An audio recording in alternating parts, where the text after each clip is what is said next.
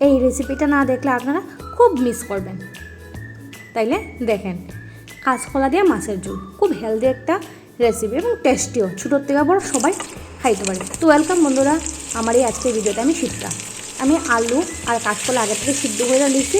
কাঁচকলাটা আলাদা টানাইয়া আলুটার সাথে আমি একবারে ফোড়ন দিয়ে নিয়েছি। 5 ফোড়ন, তেজপাতা, শুকনো লঙ্কা দিয়া আমি আলুটারে ভালো করে এখন ভাজা নিতেছি। তো কড়া করে টানাইতে লাগবো, তাইলে খাইতে একটু বেশি টেস্ট হইব। তারপরে মশলা দিচ্ছি, মশলা একদম সিম্পল, জাস্ট লবণ, হলুদ আর জিরা, পরিমাণ মতো লবণ দিবা, পরিমাণ মতো জিরা দিবা, আর এক্সট্রা কিচ্ছু না। তারপরে কাঁচকলা আর আলু সাথে মশলাটা আর একটু কষাই দিব, লইয়া পরিমাণ মতো জল দিলে, যে যেমন ঝোল পছন্দ করে এই পরিমাণে জল দিবা। সেই দিছি, দিয়া তারপরে মাছ দিয়ে আলুছি, দিয়ে ভালো করে একটু সময় ফুটে আনতেছি।